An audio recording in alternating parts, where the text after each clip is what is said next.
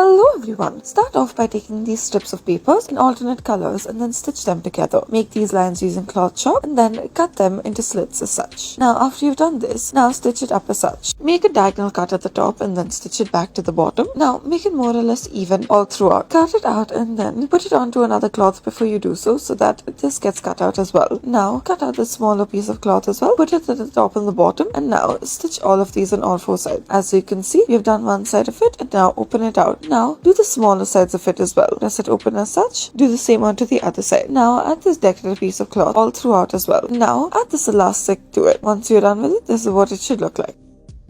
Next, take the sock and then cut it halfway through. Make a cut at the top as well. Take the sock and then put the needle through and then keep folding it as you do so. Now, it should be slightly scrunched up as such. Spread it out. Do the same for the rest of it as well. Now, stitch it, add a knot to it, and then do the same for the other side. Add cotton to it and then pull it tight once you're done. Now, after this, wrap this thread around it and then bring it through the center as such. After you're done with this, do this about 6 times through. Now, take another piece of the cloth and then afterwards, make this small little sponge to it and then stick it in the center. Now, add this hair tie to it. Add multiple needles to it. Pull it through.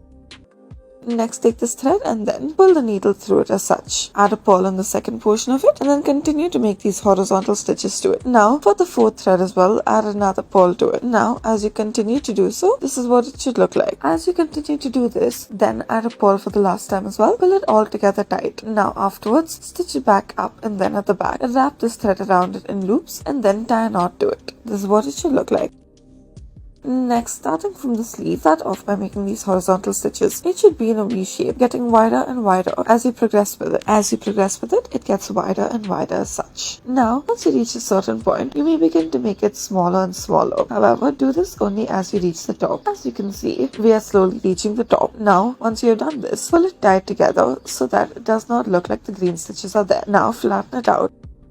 Next, we'll start off by using the sewing machine. Add in some green thread and then make this paw-like shape out of it. Now, stemming from the paw-like shape, add these extra additional figures to it as such. Do so on either side. Now, it should look like it has wings on either side. Continue on and then draw this top portion to it as well. Now, as we progress with it, it is looking more and more like a flower. At the top of it, you may also add another layer to it. As you can see, we are also doing the same on the sides, and then we are connecting it slowly to the base. We have added about 3 layers of it. Do the same on the other side as well. As you can see, we have moved past it and now we are going an entire circle to it. Finally, cover up the gaps that are present, even at the top. Make sure that each portion of it has 3 waves to it. Thank you for watching.